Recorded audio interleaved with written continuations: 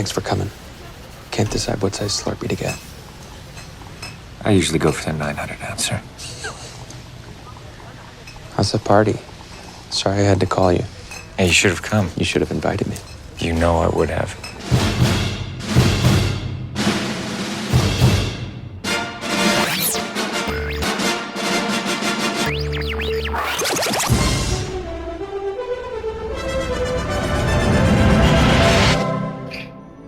See you in the sewer. Yeah. This is Film That's what I Sack. said as I flushed it down. Bring to the beer.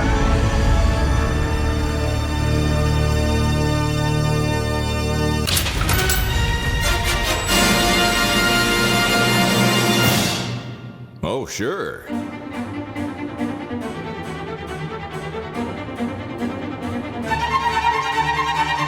Well, hello, and welcome back to Film Sack. This is Film Sack, mining the very depths of film entertainment for all mankind. This is episode 603. My name is Scott Johnson, and I'm joined today by Brian. He has a tiny little Tylenol in his head, and it's going to blow any second now. Done away. When you started that tiny little discussion, I was worried. Oh, hi. Hi. This week on Film Sack, we find it impossible to not come out of retirement for one more mission on Paramount Plus, where we run as fast as we can. No, faster. Try doing it with karate chop action like you hate the wind. Yeah, that's it. Now run back to 2006 before our brains explode and our eyes go all cattywampus. Hey, look at me. Nope. I should not be 10 and 2. You so dead. Anywho, I was recently wedded and bedded at the local hospital and then on the floor of the janitor's closet by the hospital priest. Oh, no, the wedding part was the priest, not the bedded part. That was just between me and my new horny hospital wife and the shocked janitorial staff. Shocked, I say. Also, disavow any knowledge of what was done with that plunger. Gross. Okay. Well, I got to head out to my honeymoon now, right after I rescue my wife or she rescues me from some shit I stirred up at my day job that isn't the job I told her it was. Will there be questions? Damn, Skippy. Brain bomb. Don't recall anything, honey. Not buying it, huh? Face swap. Randy? This intro will self-destruct in 5 seconds, just like a Saturday night at Randy's house after Grubhub forgets his GD Arby's sauce. Dun, dun, dun, dun, dun, dun, dun, dun, dun. Oh, my gosh. Your Nice intros. Arby's reference, too. Well done. Yeah, well done. They got Bing the Rames meats. got to They do got it. the meats. They do have the meats. Also with us, Randy, what is the rabbit's foot? Jordan. Aloha, Scott, Brian, Randy. your mission, should you choose to accept it, and let's face it, you always accept it. In the history of the Impossible Mission Force, no one has ever chosen to not accept the mission. It's so weird. And don't even get me started on the name. I know IMF is a bad name. We made it up in the 1960s. We all had afros or bowl cuts. So it was one or the other. Afro, bowl cut. Anyway, you're going to travel halfway around the world in the blink of an eye, and you're going to have a warehouse full of spy tools at your disposal, no matter where it is. So, you're going to steal something or you're going to kidnap a guy. You'll figure it out. Anyway, you're going to pull it off as long as you follow these 3 key rules that will self-destruct in about more like 20 seconds. Number 1, don't eat or drink anything, ever. I'm not sure how that works, but it does. Your only sustenance will be in the form of injectable adrenaline. Delicious adrenaline. Number 2, ABR. Always be running. You don't ever have to go to the bathroom. It was scene number 1. You don't ever have to go. But if you did, you'd run to the bathroom and you jog in place while you aim your stream. Number 3, when you're in Europe, you do cosplay and you make a funny accent. Yes? But not in Asia. You never do that in Asia. Don't even think about it. I see you thinking about it. Remember, Europe, funny accent. Asia, you shut your mouth, Ethan. Yeah, this is good advice for Ethan Hunt on his third outing. Well, this finally, Brian, you act like this is the first time he's ever base jumped off the highest building in China. Ibit. Oh, it's something I do weekly. What a beautiful day it is today. I'd say it's kind of it's a green day. Oh. Do you have the time to listen to me opine about my job with the Impossible Mission Force? I'm a secret guy. Around the globe I fly. Watch me run after bad guys and try not to laugh. The guy from Big Lebowski shot a brain bomb into me. I've got 4 minutes to live.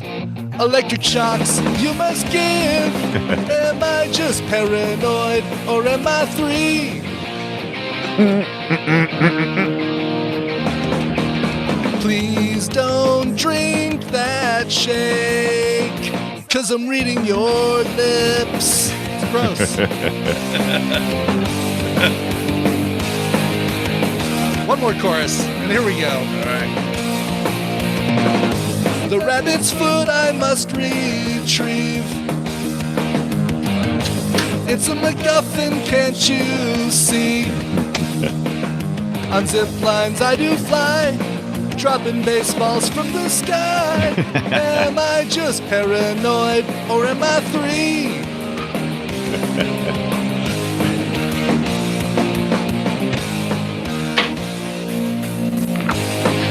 It's a long outro. Yeah, it's a lot. Wait for the outro. Here it comes. That's a yeah. That's a Or MI3. MI3. MI3. It's really Yep, good. yep.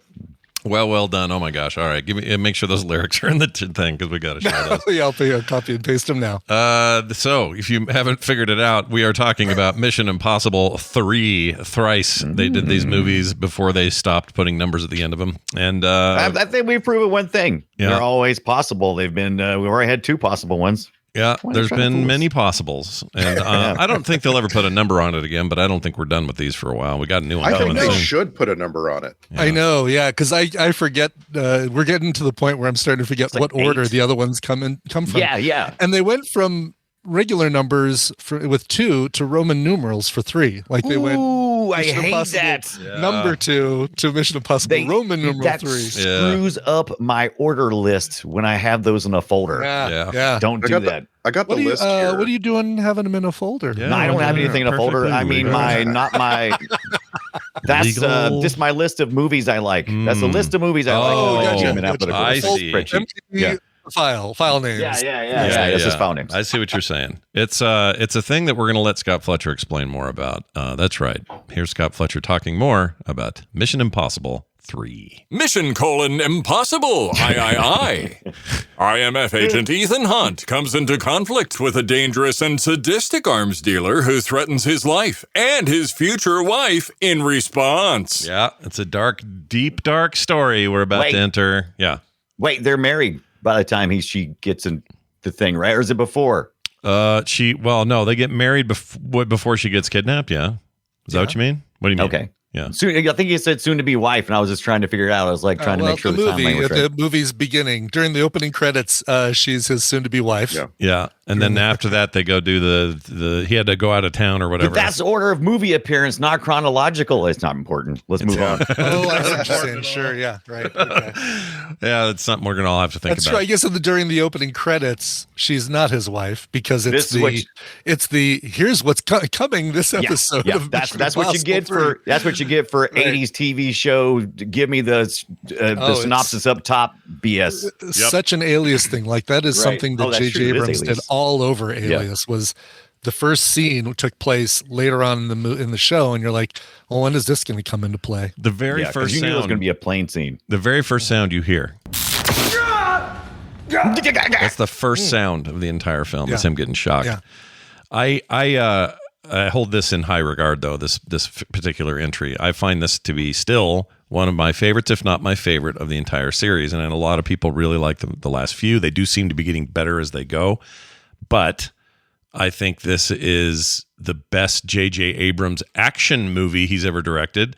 And I think that this is. Ooh, I know you didn't. Look, Ooh. I like Super 8. I like a lot of things. I don't like his Star Wars movies, and I don't like his Star Trek movies that much. I think that this is superior to all of those. This is a good mix of his flavor, right? I think I agree with Scott there. It's like this is probably the best J.J. Abrams additive flavor.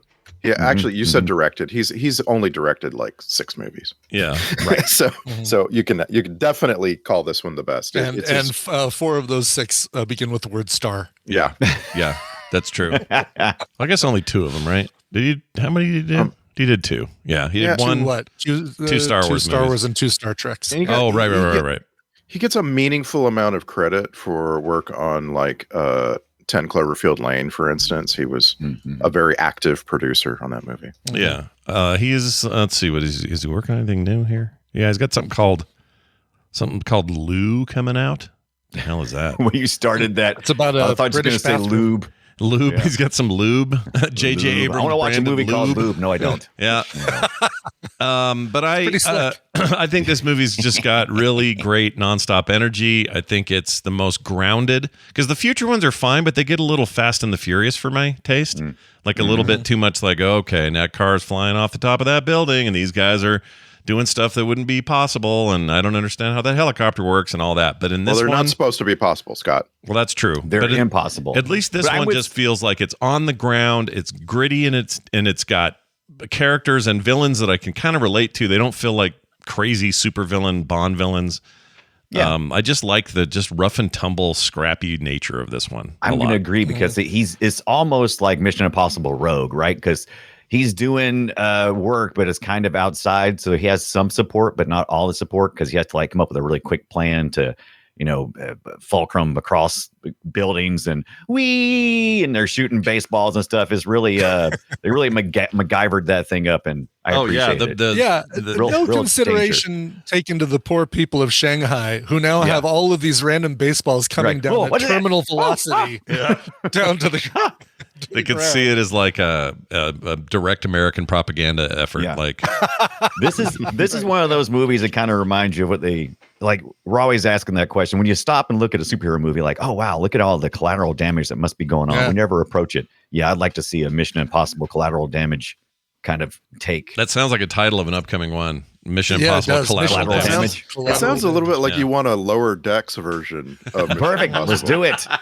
There was an MCU thing or a Marvel thing for a while that was like a cleanup crew that basically followed after big superhero battles and would do cleanup. And there was going to be a show based on that, but it never. It was going to be. I think it was one of those Hulu things that never materialized after MODOK didn't do so well. Sure.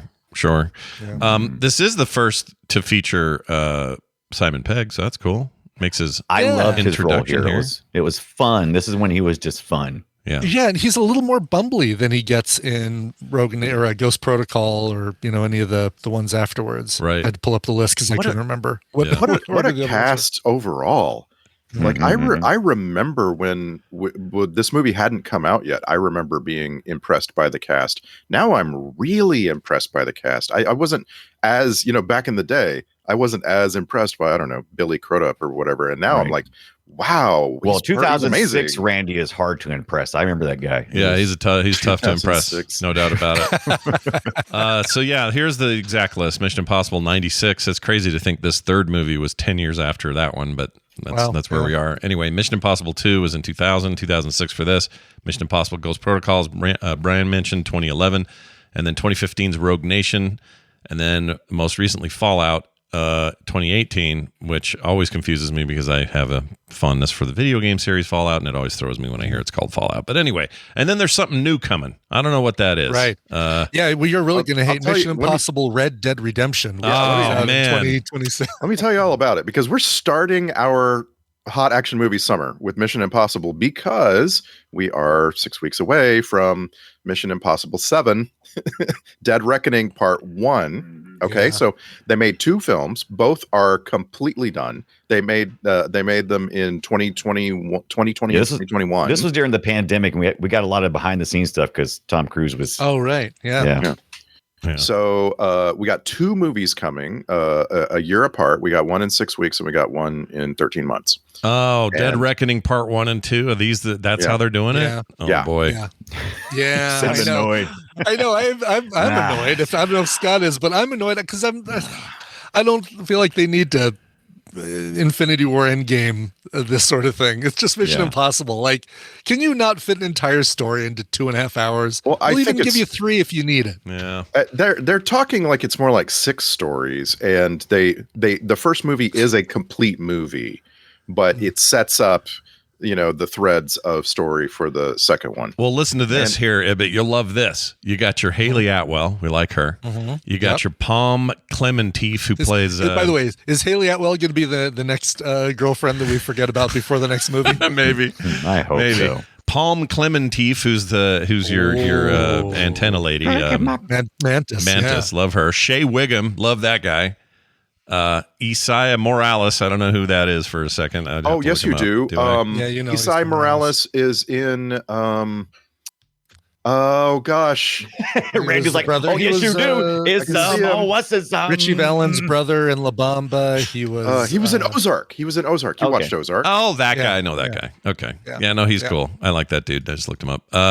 So let's not gloss over Vanessa Kirby, who but less. was in the first season of The Crown. She was Claire Foy. She was the sister of the Queen. oh, she's very good. Yeah. Yes, like her a lot. And then Rebecca Ferguson coming back. She's currently if you killing it in haven't seen Silo. Rogue Nation and Fallout, Scott just spoiled that Rebecca Ferguson's character survives both of them. Yeah. Well, I don't think it's a spoiler. Wikipedia and IMDb just spoiled that. Yeah. So It's not a spoiler. She's just in those movies. yeah. She's in the credits. Now it It's not is. like there's some weird thing going on. But she's No, great. she's like his main teammate yeah. in those movies. Yeah. Yeah. And Okay. she's All right. in the credits Because for those you films. Just watch MI3 and you understand. She's a member of the IMF. Yeah. His teammates are fixing to die at all times. Yeah, Like, there are a number of people who do not carry through. I hate to It's a warn. I hate to dangerous tell job, everybody. yo. Yeah. Yeah. I don't think we ever get. Are we ever getting Hawkeye back? He was in one of them. Ghost Protocol, was it? I think that was the one. Renner. Yeah. Yeah, Jeremy Renner. You know, we always forget. I mean, maybe you don't forget, but I forget that Ghost Protocol was directed by Brad Bird, creator and writer Right. of Iron Giant and Ratatouille and The Yeah. Incredibles. No kidding. Yeah. Such a weird turn, but it was great. It was really good. I feel like I haven't seen. It's a good. It's a good. Mission Impossible is a good. Probably an easy kind of script to write. I mean, well, how about formulaic? How about there we go? It's not easy. It's formulaic, so you can just Yeah. plug in. Yeah. Yeah. You know, by the way, a name that I didn't hear you mention in the new movies is Michelle Monaghan. What did I forget about Fallout? Oh, yeah. So Monahan, I remember, but should we say? I remember what happens. No. Well, I'll probably watch it. I mean, we're going to watch it anyway in this, aren't we? Yeah. We're probably in the show. Yeah. Probably. Yeah. Yeah. Probably. So I'm not Michelle- going to watch it before we get I to have a it. massive crush on Michelle Monaghan. So, Oh, sure. She has a house on the corner of Sandra Bullock Boulevard and Justine Bateman Avenue. It's a really nice. Real. Really nice house right there. Only she's so small. She's like those two people only that you take away 40%. But I will say this: her portrayal of Julia, Ethan Hunt's wife, she must have picked up some DNA from him, because she's all kinds of like, I learned how to shoot a gun in 5 seconds, and now I'm like, yeah, pew pew pew. She's badass in this, saving Tom Cruise. she is kind of badass. She's I wanted more action star. Can we get right to that trope, because I love it so much? There's a trope. Hold on. Where is it? Here we go. Gross. Whoop, wrong one. Hold on. There you go. This is an action movie classic. If you need to be resuscitated, bring a nurse with you. Yeah. What? You just happen to have a nurse with you? Or no, the bad guy brought the nurse for you. That's even better. Yeah, it's even better. It is interesting. I tried to think about it, because I was thinking, oh, that was awful convenient, and I'm like, oh, but they portrayed her the whole time as nurse, nurseness. They even got married in the hospital. I'm like, I wonder what came first. The idea for was like like the beginning of the movie, like, oh, we need to make a new Mission Impossible. Well, if there's a brain bomb, well, we'll need a nurse, and they just started writing it from there. Yeah. Like, I was wondering where they started injecting it into the script. I mean, really, do you need 8 years of college to whack somebody's chest with your fist? And that was the other thing too. Don't you give up on me? Brian tries to be okay with the chest, because the CPR doesn't ever work. You have to go with the whole full fist. Yeah. Yes. Boom. Yeah. Knock him on the chest. In TV Never- tropes, right. in TV tropes, this is called Chekhov's skill. No, You it's Chekhov's establish skill. you establish a seemingly random skill for a person who isn't a big deal Right. in the movie, and then that skill comes into play for the climax of the film. Yeah. Right. And there's some pretty good ones, like Oh, yeah. Sure. like movies that we've seen. Like if you just like look through the list, like Dragonheart has this trope, Face Off has this Right. trope, Big She could Trouble have in been Little China has this trope.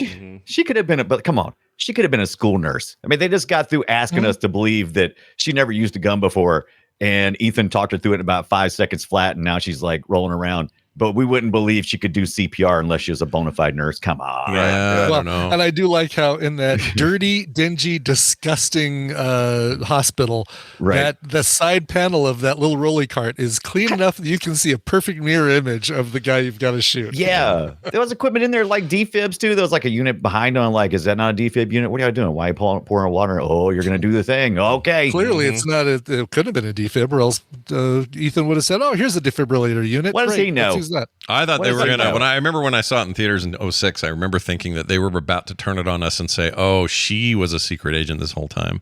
Like, That's the like a thing Mr. about and Mrs. Mission Smith kind of thing. Impossible. This part of the formula. Someone's a traitor. Yeah. Always. Right. Yeah. And you never know who is behind a mask. Yeah. And so you don't want to use that too much, right? Like they sure did in the first movie, and I think even a little too much in the second movie. I guess we just get it once here with the Twice. That's not Michelle Monaghan. Twice. So you have Julia is the assistant for reals. Right. And That one then I know. I mean, we're not counting Tom Cruise's Hoffman. behind the Hoffman mask. Oh, we're not it's claiming that? I'm talking about because he didn't fool where it us. surprises the audience. Oh, they gotcha. We saw him put on the mask, Gotcha, but in the first gotcha. Possible and in the Yeah, second, yeah. Philip Seymour oh my God. Hoffman. Philip Seymour Hoffman fighting Philip Seymour Hoffman in a bathroom is just so fun. That's I love pretty that great. The so real much. trick is if you had to stay for the end credits, Simon Pegg takes his face off and he's Vin Rames. Yeah. The whole time. Yeah. and then he goes, "We had the mates." Yeah. It's a little bit weird, actually, when he comes in. Obviously, in this movie, he's back at the base and everyone else is out on the field. But he's kind of the Ving Rhames character in terms of his skills, right? Like he brings all the nerdy computer stuff. So does Ving Rhames, and I can't remember how. I guess I've forgotten how they do it in the future movies. Like how do they? Doesn't his character get killed? Didn't one of the characters get killed? Is that? I think Ving Rhames. Shut up. Shit. Right. I don't remember. I was trying not to go too far. I don't remember. I honestly don't remember. Yeah, I don't remember at all. I just remember. Renner confirmed that he was going to be in Fallout, but there were scheduling conflicts with Endgame, so that's why Renner was not in. In Fallout. He was really good in that Rogue Nation thing. Yeah. Or whatever it was. Yeah. What was it? Was that the name? See, this is the problem. I don't remember names at all. Yeah, Rogue Nation was the one right before Fallout. Okay. Yeah. It's a kind of an interesting series in that they don't do them every 2 years. Like I was saying before, like the first 3 movies span a decade. And what are we now? 20 something years since? I can't tell if it's because they're trying to distract us from the fact that Tom Cruise is a vampire or not. I'm not sure what the pacing is. I remember in 06 thinking Tom Cruise looked old in this. He did not look old in this. Now I know, right? Now he looks great in this. He looks great as he always does. And then I see these new previews and I'm like, he's starting to look a little bit old, as if I'm somehow getting revenge or something. But finally catching up with him. Yeah. But these are, I mean, of all the franchises he tried to have as a franchise, this is interesting that this is the one that stuck, you know? Yeah. Because he tried other stuff. They were going to do that Universal Monster reboot thing, and he was going to be all in that, and then that didn't work out, and he was going to be Jack Reacher for a whole bunch of movies, and that didn't work out. I'm kind of bummed that the Universal Monsters universe, the UMU, didn't work out, because that had some really good ideas, like Benicio del Toro as the Wolfman, and we failed right away with the Mummy, right? That's the problem. Is the movies have to be good for it to work. That's the problem, and it's too bad, because man, how cool would it be? Not since Abbott and Costello have we got like Frankenstein and the Wolfman on the screen at the same time. I think about this sometimes, like the MCU dead in the water if Iron Man was bad. Like if it was just a bad movie out of the gate, then we're like, well, that was a weird experiment. I guess we're moving on now. We'll just get Batman every 6 years. And so all it really takes is like somebody who's just, whether you got your own personal Feige or not, but somebody who can make that work. And Universal just didn't have, whoever that was supposed to be wasn't there. Yeah, I don't think Mummy has a big enough wide appeal to bring the audiences in, but for Universal was the most appealing. I mean, I think you got to start with Frankenstein, right? Because there's too much noise around vampires. You couldn't get a good Dracula in there, but Frankenstein is the core, it's the heart of the Universal. Yeah. And I think monsters. you can kind of make him your Nick Fury. You can kind of make Dr. Frankenstein your Nick Fury for a thing like that, where he he is the doctor that's trying to help. Frankenstein's monster shows up. Right, exactly. At the end of each movie to try to get the team together. Yeah, exactly. I'm assembling team. No fire. No fire. Team. Need Invisible Man for team. Come. Where he at? I'm saying Dr. Frankenstein, because then you can have him be your all right, I'm trying to help the Invisible Man control his abilities, or Dr. Jekyll and Mr. Hyde. Didn't we get?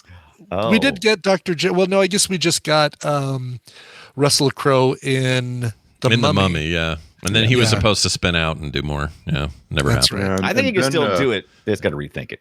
Yeah. And then the Invisible Man said, "Ow, my butthole." Yeah, my butthole. That's right. If we know anything about Superman, Wonder Woman, and the Invisible Man, it says butthole hurts. Oh, and I forgot, Benicio del Toro was the Wolfman in 2010, not part of Dark Universe. That was going to be Dwayne Johnson as the Wolfman. Oh, shit. Are you kidding? Yeah. I am not kidding. So Johnny Depp was going to be the Invisible Man. Fan of the Opera. Did they cast They didn't have a cast for Fan of the Opera. Russell Crowe, as I said, Dr. Jekyll, Mr. Hyde, Luke Evans, Dracula, Channing Tatum as Van Helsing. Really? I don't know how he took Mission Impossible 3 and turned it into the Universal Monsters rewrite, but I am loving it. It's franchise v franchise. Yeah, franchise, exactly. This is my favorite. Angelina Jolie is the Bride of Frankenstein. Oh my lord, with the streak in the hair and everything. All she is just screams. My favorite trivia on this thing is this. Speaking of taking other franchises and moving them around, right after the success of Shaun of the Dead, which was 2004, Simon Pegg was asked during pressers for that whether he was going to be pursuing a big real career in Hollywood after his success. To which he laughed and replied, and this is true, quote, "It's not like I'm going to be in Mission Impossible 3 or something." That is hilarious. And then they hired him to got do the it. job. Yeah, he might have. Who knows? But I like that trivia. You a said lot. 2004. He almost certainly had been cast in this movie at that point. Oh, in 2 years? I don't know about that. Right. Maybe. I mean, 2005 would have been the movie making, and then it's getting close. I mean, he claims no, but I mean, you might be right. Anybody who hasn't looked it up, how old was Tom Cruise during the making of this movie? 45, 43, 5, 42. I should have said 42 when you got mad at me. I'll say 41. Just to cover the bases. Yeah. One of you sounded like you looked it up. He was 43. Oh, I did not look it up. Well, you sound like you looked it up. I love it. One of you sounded like I heard you. He was 43 names, but one of you. He was between his second and his third wife. Yeah. During the making. That's of an this uncomfortable movie. position. Yeah. Well, how you doing? Oh, I don't know. over here. Okay. I don't know. Those two they're very lovely ladies. Those two. Speaking of which, look at this. Tom Cruise allegedly threatened to cancel publicity for the film if Comedy Central came even close to rebroadcasting the Trapped in the Closet 2005 Scientology episode where oh my God, recast it every 5 minutes then. Don't threaten me. He was, I mean, whether or not he threatened to cancel promotion for this thing is one question, whether I can't really prove that, but there was no question as to his pissed offness. He was so mad. Why? Does anybody really... Who cares? Was that an episode who really thinks an episode of? It was South Park. That was when he was South Park. Okay. It was like almost a throwaway joke where Tom Cruise, they kept saying Tom Cruise is in the closet and he won't come out, and he was physically in a closet and he refused to come out because matter. And so they're going, Tom Cruise, please come out of the closet. Come out of the closet already. Like they were implying he was gay. Right. And there's no like big rumor going around that Tom Cruise is gay. So I mean, it's just a total weirdness to have. So I mean, by far the more effective attack on Tom Cruise for the last 25 years has been his position in Scientology, which South Park has also gone after repeatedly, right? That's the big one. They've really hammered him on that. And that's personal. It always feels like he's kind of untouchable along those lines. Like they're just no one's ever going to take Tom Cruise down for some reason. Well, I don't know but that's the whole point, is that they are the best. They're the best example of those who have ruffled his feathers the hardest, and he's reacted. Like nobody, most of the time, if you say something about Tom Cruise, it just goes into the wind. But Trey Parker, Matt Stone, they were able to pick at the scab a bit. He didn't like it. Mm-hmm. He got struck a mad. nerve. But that's like their whole stick. It is their stick and their shtick. Poking Hollywood. Yes, that's all they do is do that. Yeah, that's true. And poking Mexican food as they open Casa Bonita here in Denver. And, soon, within right? the next couple weeks. Yeah, there's been they did the presser event where they let all of the local news go in there and see, but not film anything except the sopapilla. The sopapilla door, the sopapilla access window. Wow. That's Which, fantastic. If you know Casa Bonita, there's this window where you just see your waiter go and get more sopapillas because those are unlimited. Once you get your meal, you can just keep eating sopapillas until you're fat and they have to drag you out. Yeah.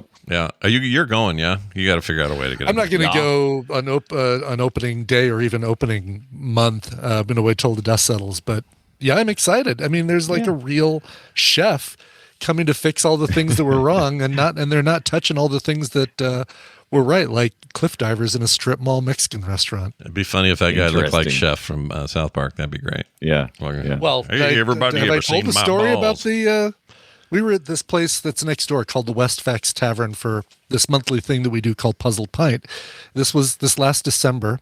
And mid-December, it was just the two of us, just Tina and I, because the people we usually go with couldn't make it. And there's this loud Christmas party going on in another part of this pub. And one of the guys comes over and he's got like this tray full of cookies, like a Mrs. Monster? Fields. Yeah, like one of those big trays of and he's like, would you guys like some cookies? We're like, oh, I'll take one. Tina says, yeah, I'll take one. He goes back over there. A few minutes later, another guy from the group comes over with the same tray that's only got about a quarter of the cookies gone. And he says, you guys want more cookies? We really, we can't get rid of all these. And so I take another one, of course. And Tina says, so what's going on? He's like, oh, we're just wrapping up the major construction over there next door at Casa Bonita. And we're celebrating having our little Christmas party. And she's like, oh, well, that's cool. When's it going to open? He's like, oh, we don't know. Sometime, obviously in 2023, but hope you guys will come. We're really excited about it. And he goes back over there. 2 days later, they released the video announcing it's Trey Parker and Matt Stone showing the video with the new chef. And I didn't recognize him at the time, but the two guys who brought over the effing cookies were Trey Parker and Matt Stone, who don't look anything like the way they look. They don't look anything like the way they looked. Oh my God! We're kicking ourselves for not recognizing. They're laughing as they walk away. That's funny. Probably, or feeling sad when they walked away. And Tina. Oh no, I think that would be hilarious. Oh, I don't think they care. Probably get recognized all the time. It probably brings them joy. They probably love that. I'm so pissed that I didn't get a selfie with them because that's how why awesome it makes would it even that funnier be? for them. What were you guys drinking last? What were you drinking? Was it? Could you think that was it? Maybe you guys were like four sheets to the wind. No, I just had a beer, and that's certainly not. I definitely. Those guys don't look like they used to look, like the way I remember them looking in the 90s. Oh yeah, Trey Parker's bald now. Trey Parker's all baldy and kind of fat. They just look like regular dudes. And totally. I just put a picture of them at a Nuggets game from 10 days ago. Love it. Yeah, like when you see them in that context, and you're looking at them, it's like, oh yeah, that's totally Trey Parker and Matt Stone. But you're seeing them not, like in grubbies, not in front of the cameras, no makeup, no styling or anything. It's like just with a plate of cookies. Maybe that easily could have been. I didn't even know what the guys looked like because I was too busy looking at the tray of cookies. It's probably that's probably it. Looks like Matt likes to wear a ball cap out in public a lot, and it is remarkable how, as a white guy, you can go in disguise by just putting on a ball cap. It just changes everything. Oh yeah, now I see this picture that shows up in the link is not that's an old photo. Here, okay. So there's the one in the arena. Yeah, there's a much more recent one right there. Yeah, and those are just two guys at a Christmas party. That's exactly what they look like. Yeah, they do. You're right. They look very different now, and the voices didn't. I guess the voices didn't. Off no, they didn't come over going, "Hey, would you like to have some cookies? Right. We can't get rid of these cookies." Hey, you want some cookies? Yeah. Your mom's a bitch. I always feel like I could, if I saw Trey Parker or if I heard Trey Parker, I'd know, but I only say that because I doubt it. There's something about his voice just talking that I feel like could be recognizable. Maybe. But that is just, and now you wish you'd just had these cookies and put them under glass or something, No, Do I you- didn't. Do you feel like you would have recognized Philip Seymour Hoffman if he ever walked up to you back when he was Oh, alive? nice- This movie made me sad. Nice, So sad. nice callback. Yeah. Dude, Philip Seymour Hoffman, in my opinion, is the best thing in this movie. His like just those opening few seconds of, I'm going to count down from 10. Yeah. Yeah. 10. Yeah. You know, like It's no so good. emotion. You no can't. You reaction. cannot read his face, which is amazing No, because you yeah. know that is just. No, right he talent. is horribly missed as an actor. Like there's something about Yeah. everything he was ever in. This is one really great example of it, but he could do anything. And I don't know, man, what a bummer. There's an uncomfortable way that he stares that makes you. It's like, oh, he's going to smile any second now, and he never does. No. And that no. becomes very discerning. It's just brilliant. Love it. Yeah. He's my favorite of villains in all of these movies. Yeah, this is definitely one of the best. Villains. Partly because I don't really know that much about him. To be honest, they hold a lot back. It's like, well, all right, we know he's involved in some high level, weapons trading, something. And really, we don't know that much about him, other than he's just a psycho. He can't be tortured either, because as soon as Ethan Hunt started trying to interrogate him, instantly flipped it. Instantly, made it about Ethan Hunt. The conceit of the movie is that Davian has so many people on the inside of the U.S. government, right? That they're going to protect him, and it's actually Hunt and his team who are in the minority here. But what if he just drops Davian out of that plane? Right. The whole story ends. You know what I mean? Because they've got everything they need in the briefcase. They had several opportunities to kill him, right? And it's like, and that regret even comes back not later. even kill him, but what if they just cut his tongue out? And the story doesn't work anymore if they take any steps other than the ones they happen to take. And we find out later that it was his name Decian, or who's the Musgrave? Excuse me, it's Musgrave, right? That's Ethan Hunt's. Ethan Hunt's direct boss, Billy Musgrave, Crudup. the traitor, right? That's who betrays him. Right. Billy And you're Crudup. supposed to think it's Lawrence Fishburne all the way. Right. Yeah. Which plays worked a great pretty role in this, well. by the It way. worked pretty well until they revealed it. To be honest, I thought it was really well handled. The first time I saw it, anyway. I mean, I knew it was coming in this one, but when I saw it in 06, I didn't know. I was like, whoa, what the frick? Yeah. Okay, sure, because he helped him escape. They did really good, tropey, but good ways of distracting you and disarming you and going, oh, he's mouthing what he thinks is going on. So, and he's giving Ethan a knife, and he's clearly on his side. It never occurred to me. And they show up at the beginning. I mean, and the first time we meet the character, they're at a gas station. It's like, why didn't you invite me, and that kind of stuff. And it's like you get that instant familiarity that it's beyond just a working relationship. Because Billy Crudup is amazing. Yeah, in everything he does. Yep. I love this man. Yeah, and I great. do not understand how we didn't get more of him in his prime. He made a few really spectacular movies and just perfect acting by him. And then it's over now. He's an older guy. I wouldn't say it's really over. He's still working. He's still got stuff. Yeah. He's still kicking. I haven't seen him since he's seen his wiener, right? With the morning His show. digital wiener? No, we've seen him since his digital wiener. Look, Dr. Manhattan was better for him being in it, 100%.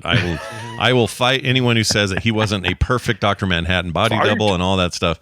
But he's doing all kinds of cool shit now. He's fine. Well, like the morning show. Yeah, he's on TV. Yeah. He's on TV. But it's just, I'm just saying, this guy was a major Hollywood star. And now that was his peak. We're looking at Billy Crudup at his best. Top, right. Sure.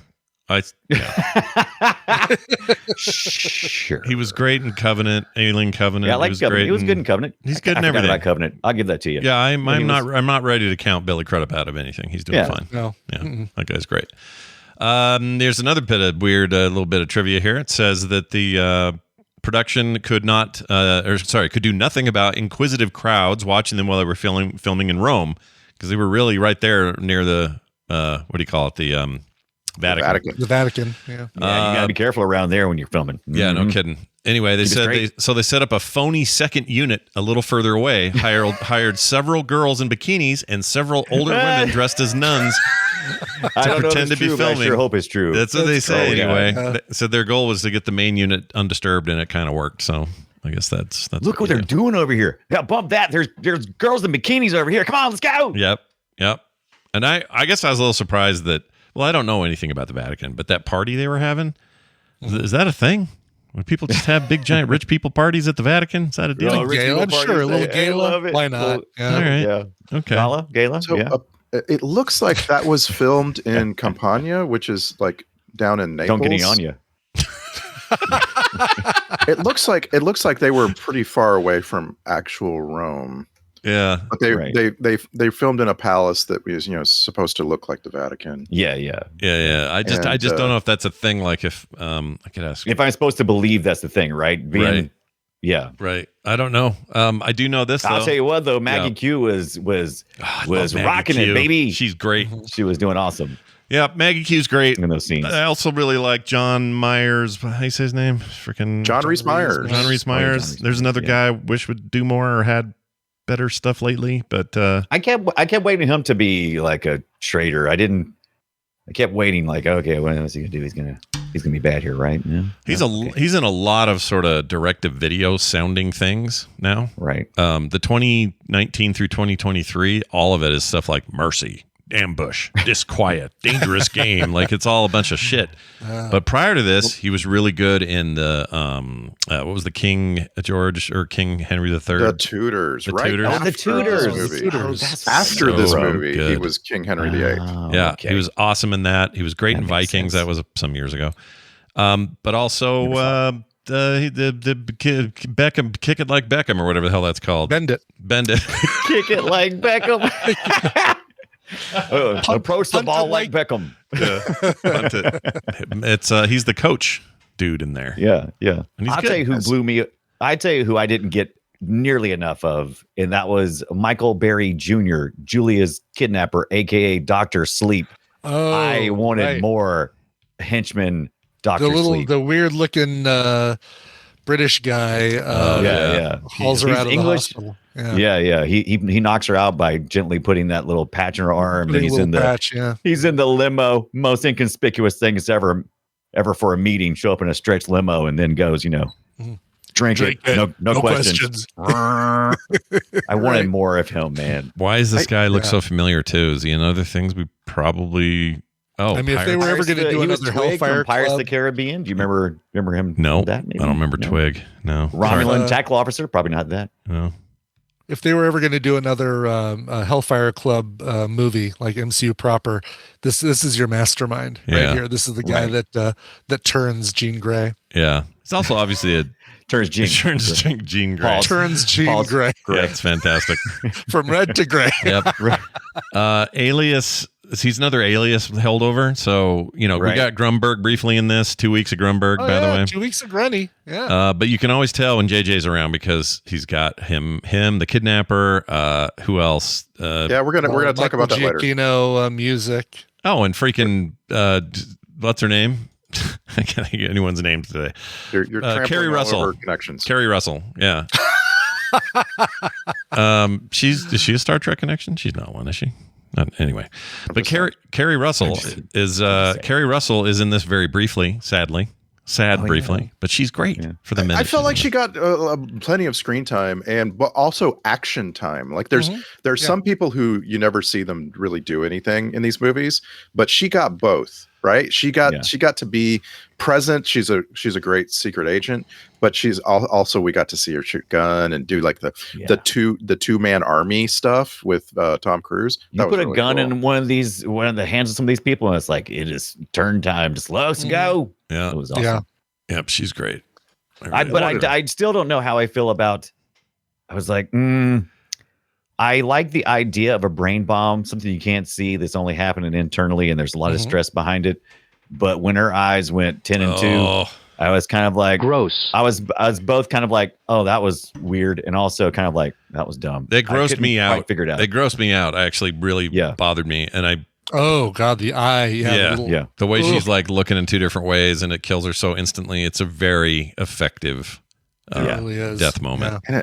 And it I was traumatized by it when I saw it in the movie theater Yeah. back Yeah. in the day. Yeah, that's a Like lot. it's too much. And right after Too much. she thanks him, and then like immediately there's this Does she horrible always sound. die in movies? Is she like the Sean Bean?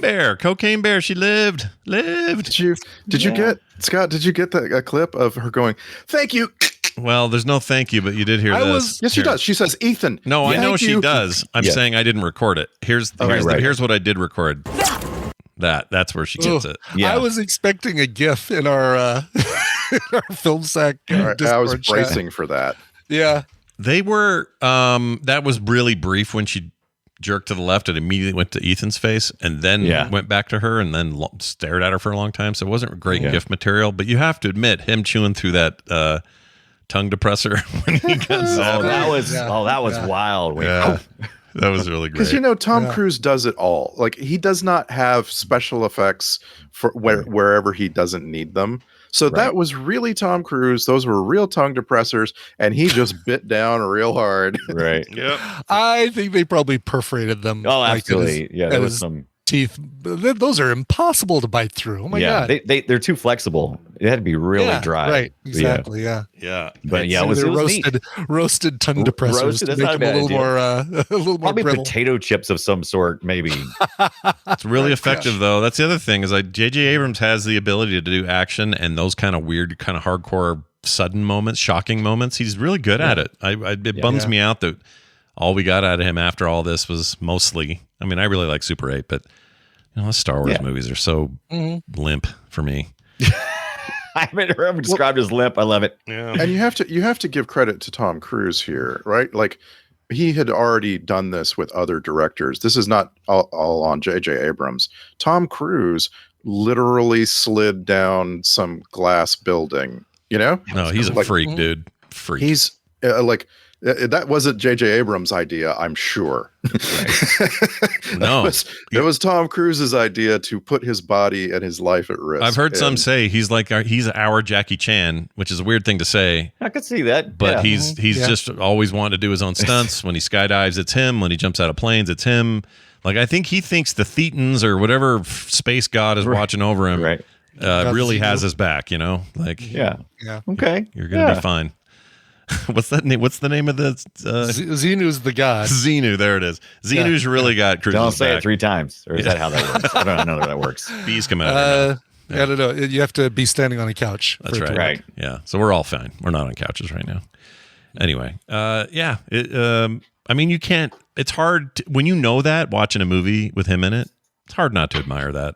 It does make it a little bit better. Yeah. It absolutely makes it better. Because when you look at a face, usually, I don't know if you guys feel this way, but I feel like as film sack watchers, we are trained to see when someone is not who they're supposed to be. It's like, oh, that's clearly not Arnold. That's some other guy's face. And they shouldn't have done slow motion. Too easy to see it or whatever. But when I'm watching these, I'm like, that is Tom Cruise making a grunchy face while he's falling off a thing. And the way they wrote the movie, no one else was really required to do anything like that.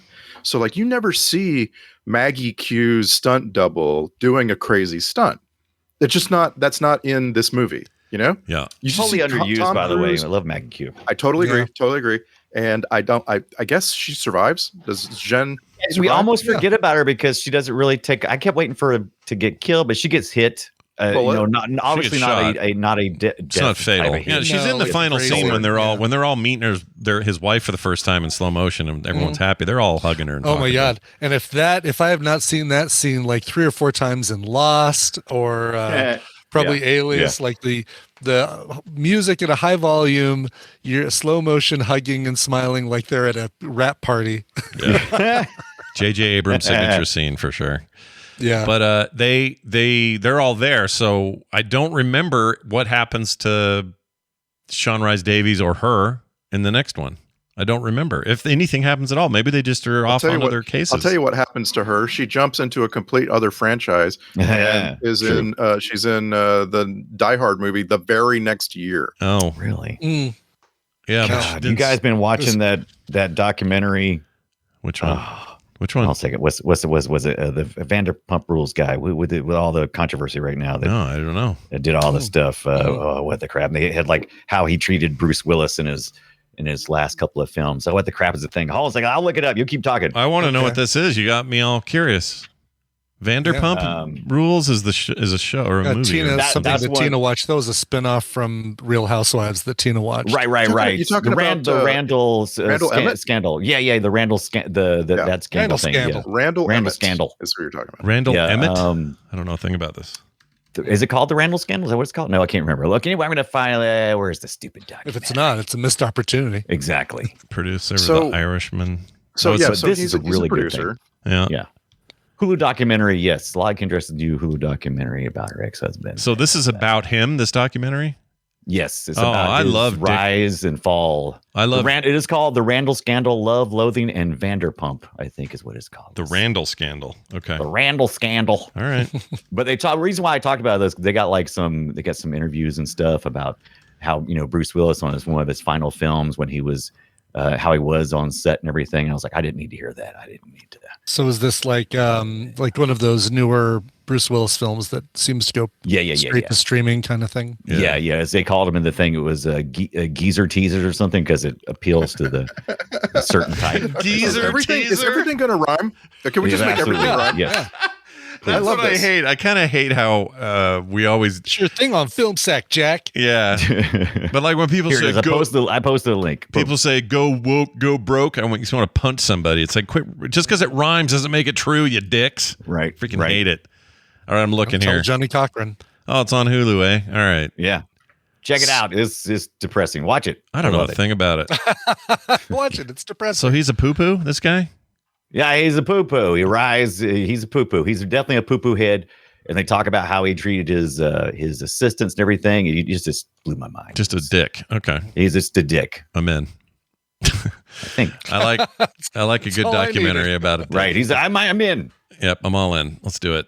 I looked up microdots. Let me tell you what I found. Oh, yeah. Because I thought when I first saw this back then and now I went, oh, this is still bullshit, right? But no, it's not. A microdot is a text or image substantially reduced in size, although it is not video, so that's one way they stretched it.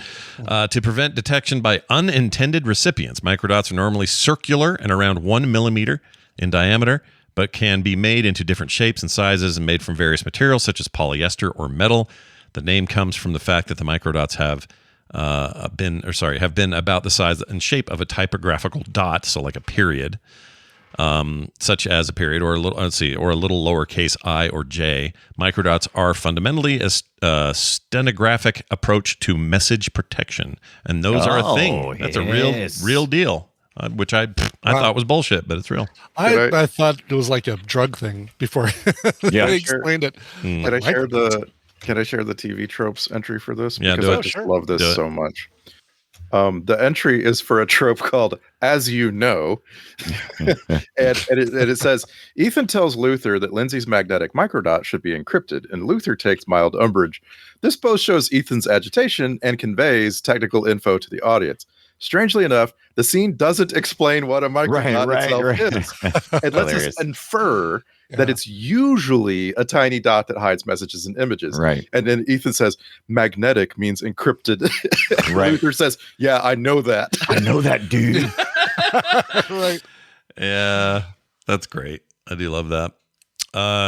Let's see, what did I write? Oh, I wrote here, okay, I know we've talked about the masks, but I actually wanted to bring something up. So there is the scene where they're down in the sewer and they're getting Ethan all, make-upped up. He's got the mask on now.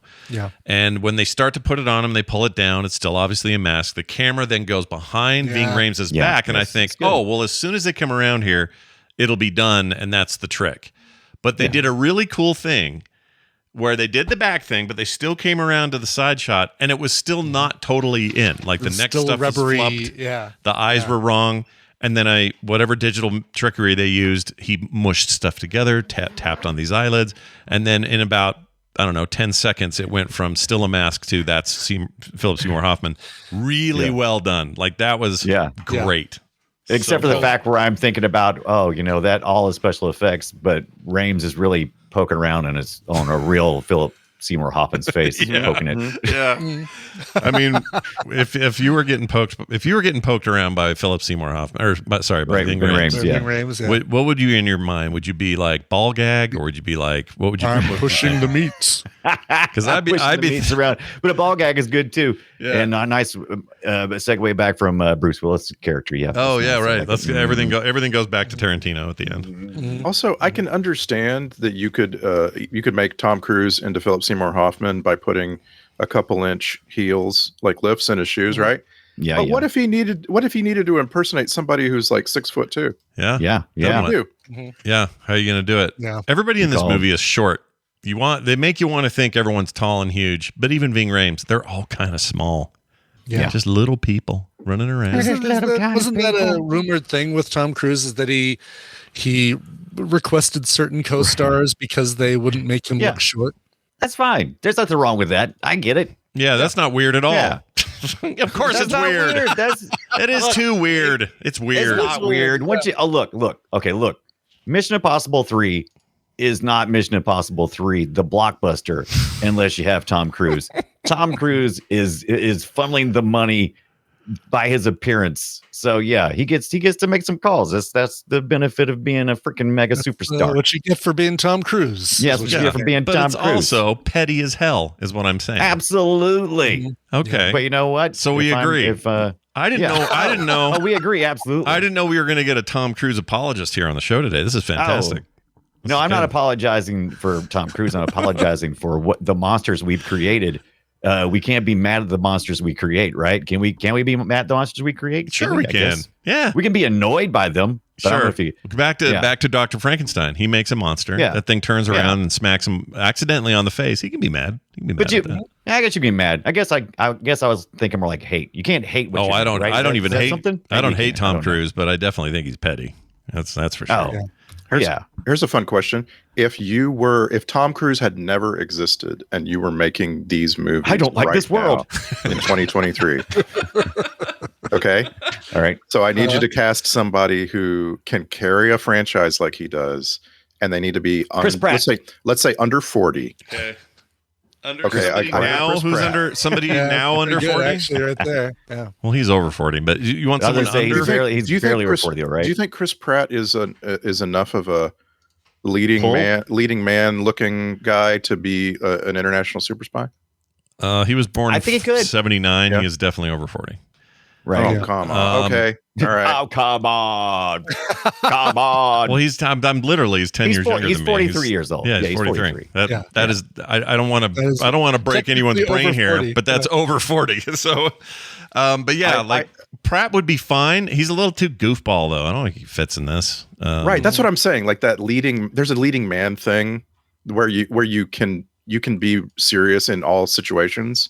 And I don't feel like Chris Pratt. Do we have any actors right now that aren't a little? Tom Cruise is a little goofy. I've got one. Go ahead. I thought about this a lot watching this movie. Like, who would I cast if it was just I'm starting from a blank page, right? Who you got? I got Simu Liu. Okay. Oh, Okay. Oh, I like him a lot. He's great. I think he can do Shang-Chi. anything. Yeah, or Shang-Chi's great Shang-Chi. Yeah, he's cool. You know what? That's not a bad pick. I like it. It's not a bad pick at all. Yeah. Yeah, I would. I really can't think of anybody else. I know, because was everybody I can think of, like Statham or anybody like that, is way too old for way over 40 for that. Yeah, sort of What about Channing Tatum? Could Channing Tatum do it? It's like He's 50. over 40. He's like 50, Yeah. isn't He's he? over 40. Yeah. He's Like- really? Yeah. Yeah, Channing- Is Taron Egerton? Oh my God! Yes, he's probably like 50 by now. Yeah. No, he's Is Taron Egerton 41. younger than He's 41. He's just younger than Pratt. I looked at the date. Mm. Sorry, who was I the feel other like- one? Taron I feel like Egerton? Tom. Egerton. I feel like Tom Hardy could have done this once upon a time. Yeah. thing. Yeah, I can Ansel see that. Elgort. Ansel Elgort. I don't know. In a weird way, maybe we're moving. I don't know. What does the next generation of thrillers look like? I don't even know. Yeah. I don't know. We've talked about this somewhere else. Was it TMS this came up? Something where we were talking about how traditional, like what even is a thriller anymore, and who makes them? I don't remember what show it was. Somebody I was talking to. I don't Maybe it was either, Core. but yeah. It may have been Core. I don't remember. But it was something where we were trying to figure out, like, right this second, can you name a modern thriller in this style? Like this, or, one of the Bourne movies. These are all older now. So what do we have now? I don't think we have anything now. Really, Something about John Wick. something about a younger man, though, right? Like John Wick is the star of John Wick is like 55. Something about like I need something that stars like Nicholas Hoult. You know what I'm saying? And like there's plenty of TV things, but movies. It's hard. Movies? It's really hard for me to I think. think it was Film Sack that we were talking about thrillers like this because we were defining thriller versus horror versus. Just remember, this is the same year that Adam Driver starred in a movie called 65, and everybody went, "What does that mean?" 65 was What this year? But that's a science fiction thing. I wouldn't call that a thriller. To the future, then the back. I'm just giving you context for what 2023 action thrillers are like. So all right. They definitely exist. I'm just saying we have gotten into this middle-aged man thing in movies where if you're an action star for some reason, you got a little gray in your beard, Yeah. So you do movies like grizzly. Bob Odenkirk's Nobody, or Right. Is that John Wick's fault? You think? I think it's You think not John Wick his fault, has kind of informed this in the last couple of years? Yeah, Change the median, change the mean. a little bit. I mean, This Riders of Justice movie, which I've been meaning to see, Mads Mikkelsen's in that. He's like a revenge thriller dude. Biggest action movie of 2022 was Everything Everywhere All at Once. The lead male, Ki Hoi Kwan. I mean, good job. Yeah, but I wouldn't call it a thriller. It's like, like that's my whole point. Is I don't know how. Maybe thriller. Maybe a thriller has elements of mystery and brutality. So like just straight action is a thing also. Yeah, I don't even know. Maybe thriller. I looked up action thrillers. Maybe thriller shouldn't does exist as a designation because maybe it means less than we thought. I don't think Mission Impossible 3 isn't just a thriller. It's an action thriller, it's right? A spy thriller. Yeah. And I guess all James Bond movies. But to Randy's point, how many of these are 32-year-old guys doing thriller stuff? I don't know. I'm having a hard time. Like Simu Liu has a movie, right? Nicholas Hoult was, I don't know, he was in Mad Max Fury Road or something. Like these guys are working, right? Yeah, it's just like you're no one's giving them a franchise ever. Yeah, it's really interesting. How old is Zoe Saldana? 30s. Has she hit 40 yet? She probably she's in has. her 30s, isn't she? I'm not sure about maybe that. Liam Neeson ruined this all for us. What he did Taken. Maybe he's the one who actually started it. Well, part of it too she's is 44. Wow. Oh, is she? Wow, she does not It's look 44. It's also the fact that action movies really happened in the 80s and early 90s. That's when you have the true peak of action movies. You have like Stallone and Schwarzenegger, and those people want to keep making franchise action movies. Yeah. They will never stop until they die. They will not stop trying to make franchise action movies, and we all want to go see them. So the stars are just getting older. We just can't stop it. Well, even when I go to, if I go look at this category on Netflix, the way they break it out is psychological thriller movies, horror thriller movies, cerebral thriller movie, like these. Cerebral thriller, right? Hot diggity dog. And like heist movies are in their own category. It's all very weird. I will say this though, forgot to mention, and just reminded myself because I saw El Camino here. Jesse Pinkman in this movie. I don't know if it's he did. Yeah. I totally forgot. Even though every time I saw him in the movie, I was like, "Hey, look!" And I still forgot. I still forgot all about it. Yeah. Aaron, what's his name? Paul. There we go. Paul. Yeah. Aaron Paul. I don't know if it's his first thing, but let's find out. Aaron Paul, actor, Breaking Bad. So he was 2 years from Breaking Bad at this point, 2006. Oh wow. And let's see. So much hair in this film. I know, right? Yeah, it's crazy. His first role was, this will be fun to see, a TV movie called Even the Losers. But then after that, he was in 1999 episode of Beverly Hills 90210. He was a character named Chad. Oh, God. Yeah. Sure. I'm sure Chad was a fine, upstanding contributor to the Peach Pit crew. Yeah. First movie we probably remember seeing him in would have been K-Pax, is the first big movie. Oh, really? Okay. Yeah, he was a small role in that, and then a bunch of other stuff after that. Good for him. Good for him. I did not notice Aaron Paul in this movie. I see him in the list, but I did not notice him. He's the brother. He was so fast you could have looked away. He's the brother that he called, and he was like, "Oh, I'm sorry, I'm like crashed here." I told him where she's at, and I'm a real shithead. It's a I'm a real screw up. He played a screw up like he always does. Yeah, It's perfect. And he never went, bitch. If he'd have done that, you would have. Oh, right. He's the one. you would. Okay, he's the guy that the wife tells Tom Cruise, "Don't give him beer," and he's like, I can manage him or whatever. Yeah, okay, that's okay. He's that her was little brother, I He's guess. Right? Yeah, he's the screw up that Tom Cruise has to take care of. Right. Mm-hmm. Everyone has one. Yeah. perfect casting. Yeah. Absolutely perfect. Top-notch casting. Do we have anything else jumping out at anyone before we proceed to clips? Was there a gross? We already talked about the bomb in the head. Yeah, the bomb in the head grossed me out pretty Eyeballs. bad. Yeah. Even though, that's all fake and all, it really got me. Still. Effective. It's really effective. Yeah. Flying through those windmill blades.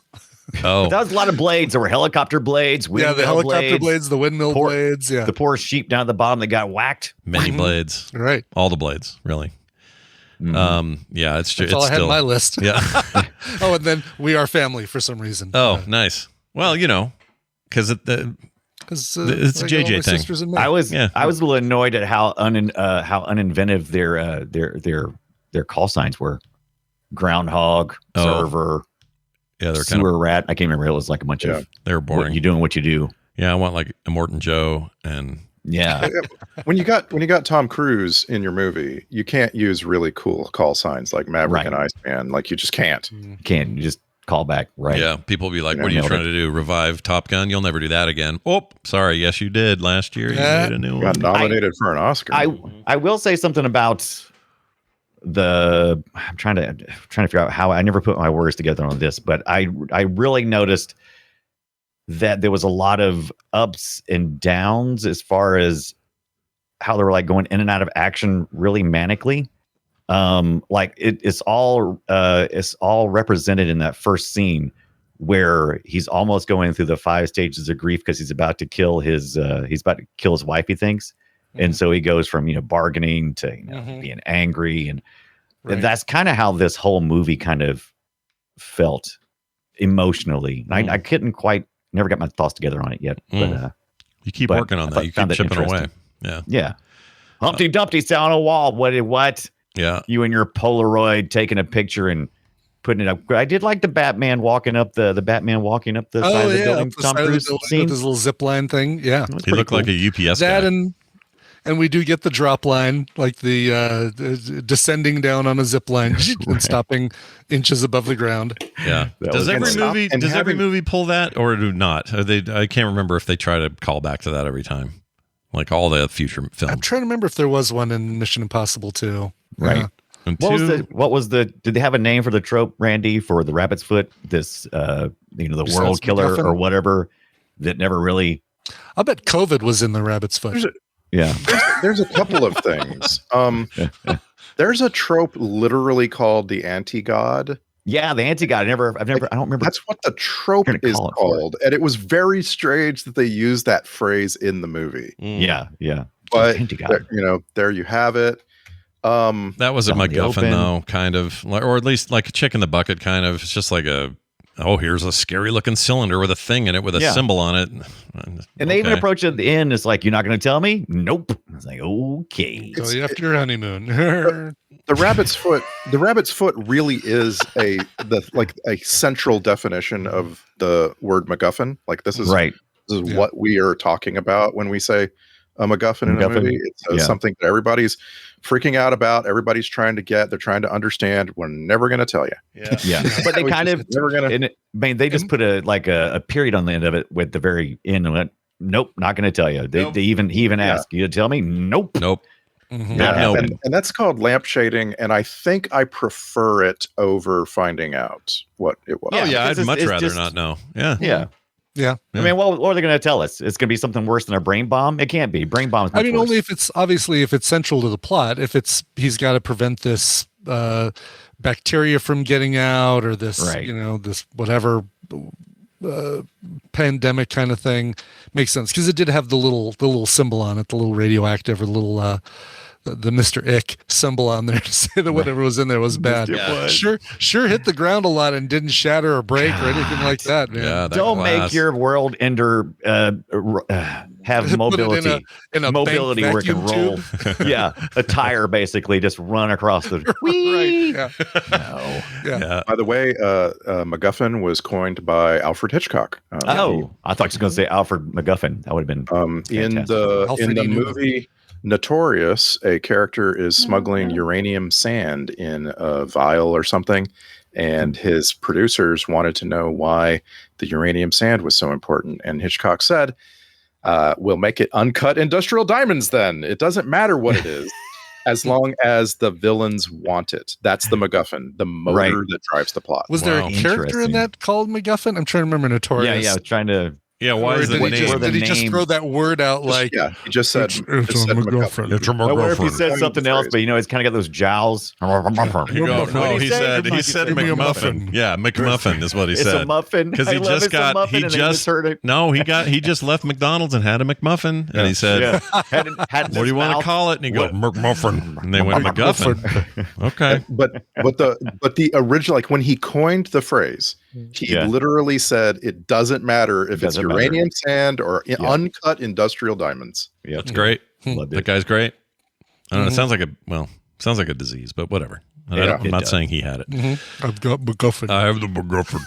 All right, let's do some clips here. I have some clips, and I'm going to play them. All right, that's how this is going to Okay. go. Okay. And, So we're done this week. All right. Here's some of them. Actually, I thought this movie was pretty good at clips, and I already played the one. Yeah, we've heard that. How about this one? This is a little fun. We've put an explosive charge in your head. All right, Stallone. Okay. Why are you Stallone all of a sudden? I was on Twitter. Disconnected from his look and manner, he sounds like a high school bully. Yeah. We've put an explosive charge in your head. Like he's going to finish every sentence with "dude." Yep. Dude. He asks this a lot. Where's the rabbit's foot? Where's the rabbit's foot? Where's the rabbit's foot? Where's that One more damn time. thing? One more time. Here's the camera self-destructing later on. That's fun. I love it. Yeah, I like that. I do like. I used to be annoyed by that little message, but I was like, yeah, it's a good idea, probably. I mean, because it doesn't really blow up, but you don't want it near your eye. I mean, if he had his eye still on the camera, going, "Oh, I'm gonna read this again. I'm going to read it twice." Yeah. Yep. Here comes Arby's spokesman Ving Rhames. Have you been away so long you've forgotten how good we are? Ooh. Was he talking about Arby's there? He was. I haven't been to Arby's in a while. Yeah, it's true. He might be onto something. I like Arby's sometimes. That could have been a bit, prom though. date clip, by the way. Kind of hungry now for it. I do need to tighten up my intro, Randy. Are you big into the Arby's sauce? Or you don't care when you do? Would I you get love mad if they Arby's didn't have it? Okay, good. I love good. Arby's sauce. I love horsey sauce. Oh, yeah. I don't think they need to be mixed together. I don't know why people do Okay, that, that's fine. but I I mean, love them they both. they get mixed together on the inside of my regular. Yeah. Inside of my right. bun. That's Inside my bun. Inside my regular. Inside me, your it's- regular bun.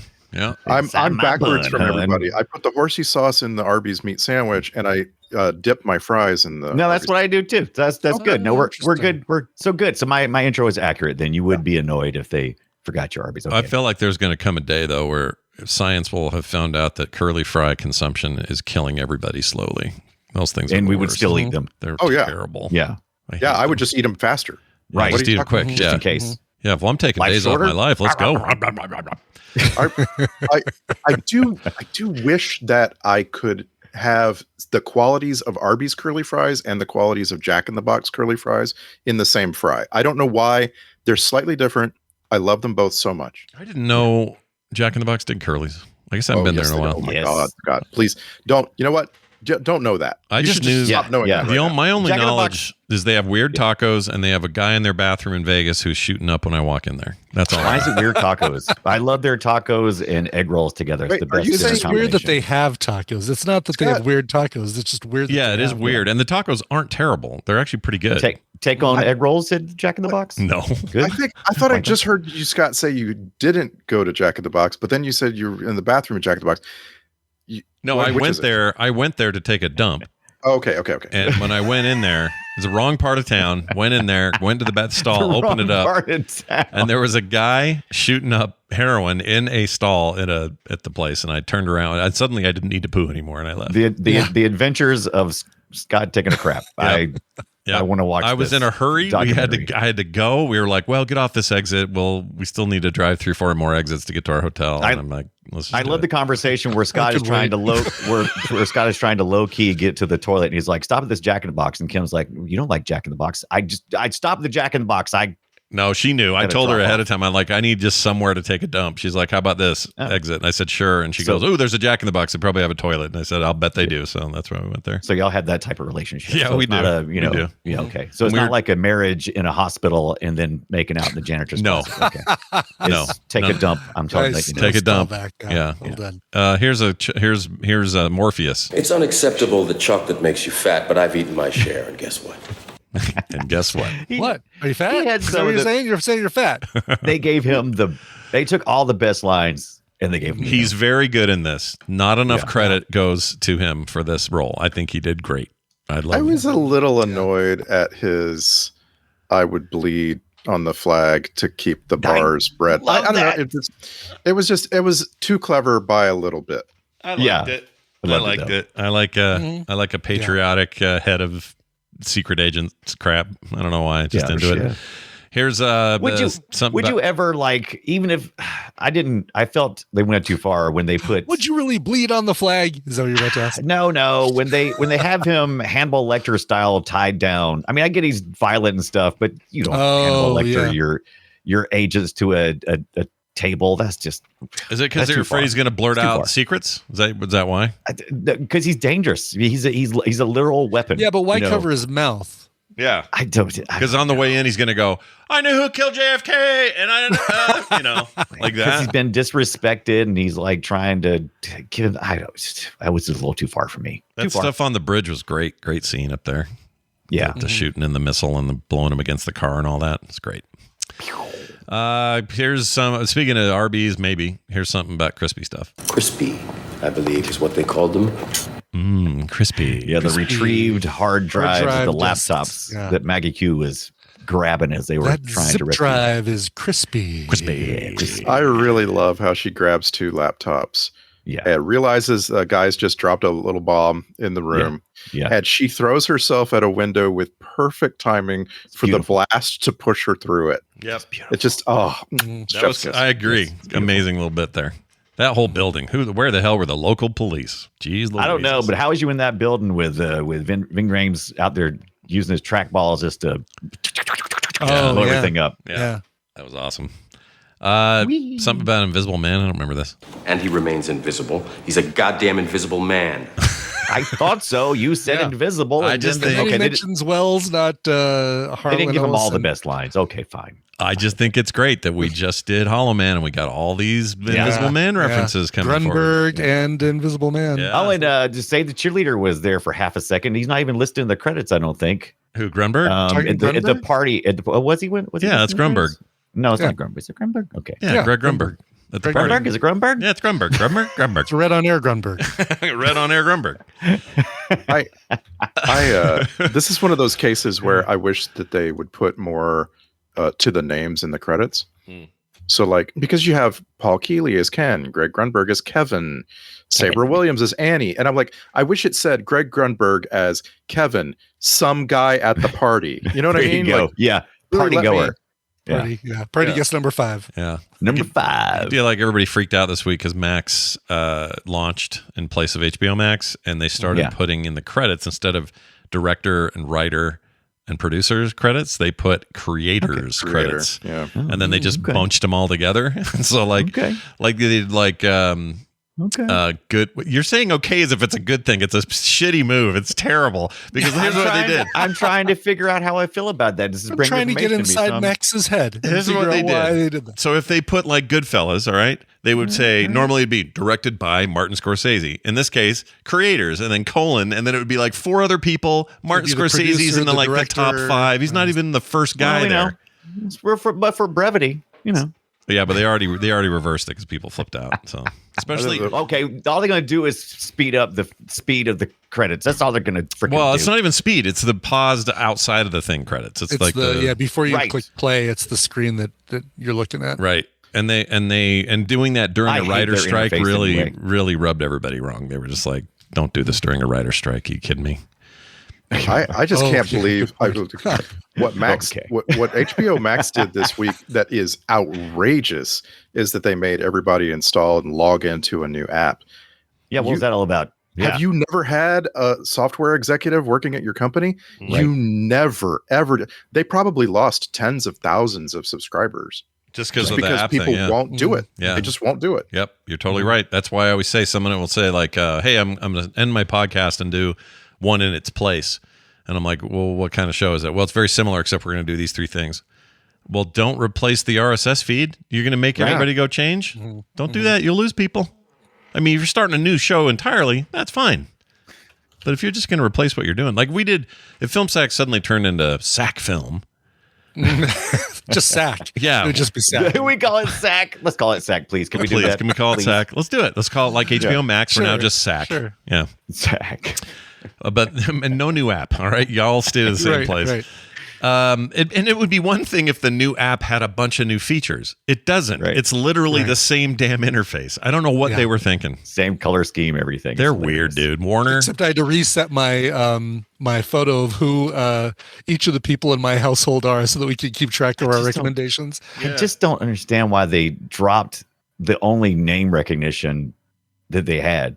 I mean, it's the brand. Yeah. The brand is the prestige brand of HBO. It literally stands for home box office. You idiots. Like the Warner CEO guy that gets paid way too much, he's stupid. Stupid. As bad as this all is, they're not even close to doing as badly as Paramount Plus is. Like, really, I haven't looked at any numbers, but I love Paramount Plus. Yeah, a bunch of analysis came out this week, and Paramount Plus, Paramount the company lost $1 billion in the first quarter. They blamed Paramount Plus for $500 million in losses. They're like, wow, they are struggling. But I gotta say, even if I don't know what their finances are, and it may just be a loss now, but they are really making it hard for me not to have Paramount Plus. Yeah, I like it so much so that if you get Walmart Plus, which is where they ship for free and all their little crap and stuff, you get Paramount Plus for free. Oh, and so I switched over there. But what you like is what's costing them more money than they're making. Yeah. But that's as long as they can. As long as it's lost leadership. Yeah, it's lost leader. Yeah. If they can't get past it, that's a problem. But if they're not seeing the growth that they're expecting, right? Spending, I'm not shocked. I like it. Other than paying for it and still having a tier with commercials is irritating, even though you're paying. Yeah. But I like the content and I like all the Star Trek shit and I like all that. They went from being the app whenever it started, the original, the CBS app or whatever it was before it morphed into all this other stuff. I was like, there's no way I'm paying for that. I'm not paying for some freaking, original Star Trek series stuff and a couple of little things. But all the streamers are losing money though. That's the thing to remember. The analysis I was reading tried to rank them by how badly they're doing. Right. And so Paramount was by far the worst. They were getting skunked. Yeah. And the best is Sony, who doesn't have a streaming service. Yeah, they do. Didn't they buy Crackle and they? Yeah, but nobody does Crackle. No, they had Crunchyroll and they sold it. They made money on that deal. Right. I thought they bought Crunchyroll. Yeah, that's what I thought they did too. So they had Crackle, and then they rolled that into. Boy, they're kind of hung up with something, aren't they? Crackle, Crunchy. Yeah, Crunchyroll they bought. It's the other way around. They actually own Crunchyroll, and they make it part of their PlayStation stuff now. Yeah. Anyway, and since they also have since Sony is also a manufacturer of electronics, they can also include that stuff in with. TVs and that kind of stuff. So I don't know. Well, their biggest PlayStation's still their biggest brand. So it's complicated. They're also weird. Everything is weird. All right, let's play this one. This is. I like this part. Okay, check it out. The pleasure of Busby's company is what I most enjoy. He put a tack on Miss Yancey's chair when she called him a horrible boy. Just that like intense that little music, and card he's read. making him read Yeah. it. Oh, it's so good. So Please get up in front of the class and read what's on the chalkboard. good. Yeah. And then he did a good job of mouthing correctly where ADR Cruz had to say words. Right. When he was still Cruz talking. That was really well done. I usually hate that in movies, but that was pretty good. I love the fact that after he did all of that, it was still going to be another like 45 seconds to compile and re-upload. Right? They had to save the file of him speaking, and then it has to be turned into something else, some other file set, and then uploaded back to Tom Cruise's mouth. Yeah. I wonder if they set a number of that they had to have like countdowns, because there was like, I think there's at least 3, maybe 4 instances where they had to do countdowns to kind of. I mean, the movie even starts with a countdown, right? Yeah, there's a bunch, but that's a Mission Impossible thing, right? There's always that's a Mission fuse. Impossible thing. Yeah. You've got so many seconds. There's always a fuse burning. I like that a lot of the stuff they showed that was less possible then, like they would zoom in Shanghai and they would get a clearer photo, or they would clearer video. It would clear up or whatever.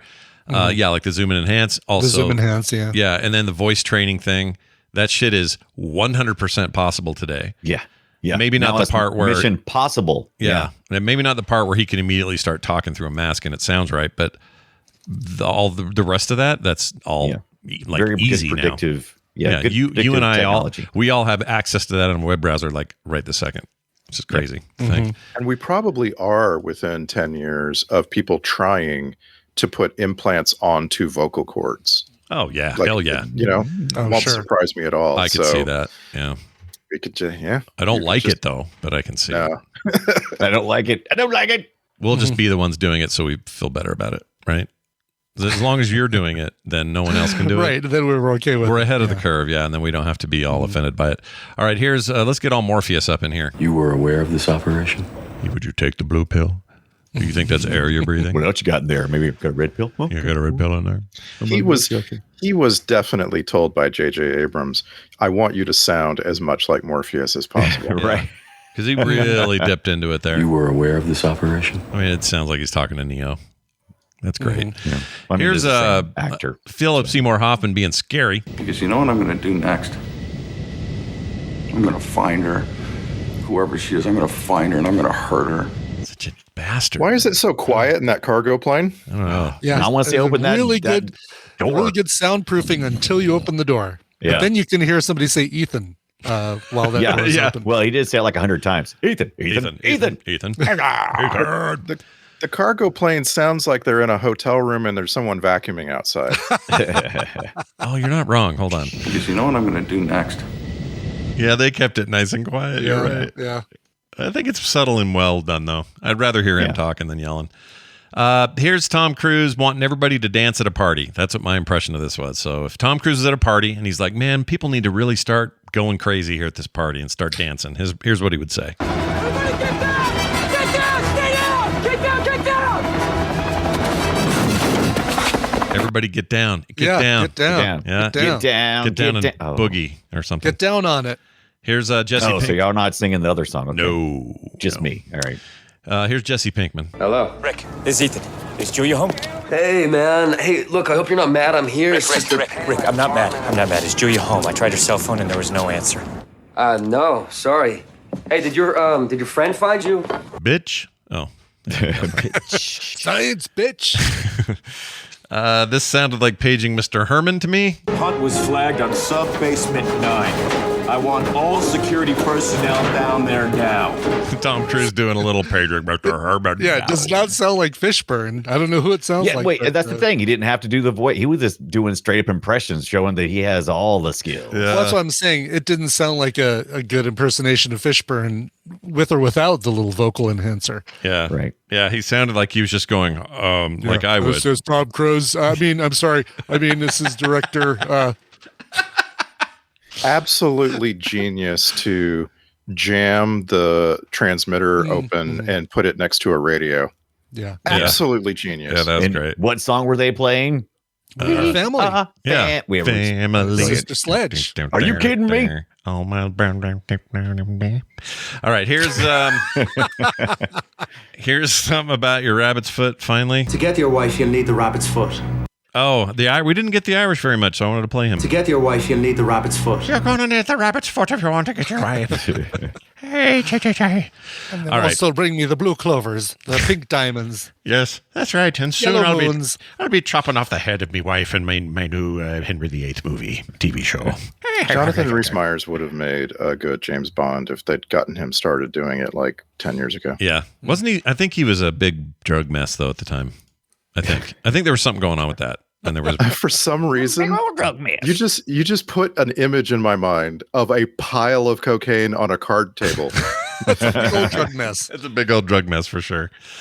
All right. Speaking of which, we really need to watch Scarface. When are we getting around to that? That's got to happen. That's got a drug mess. Mm-hmm. Yeah, that whole final third. We did just watch Cocaine Bear. I need some time. All right. Oh, it's too close, to my right? big drug mess. That's right. Too close. Here's I'm looking through our hot action movie summer. Is Scarface an action movie? I think so. I would consider it action. Kind of. Yeah. Especially the last half. First half's a little slow, but good. It's a great movie. All right, time for the checklist.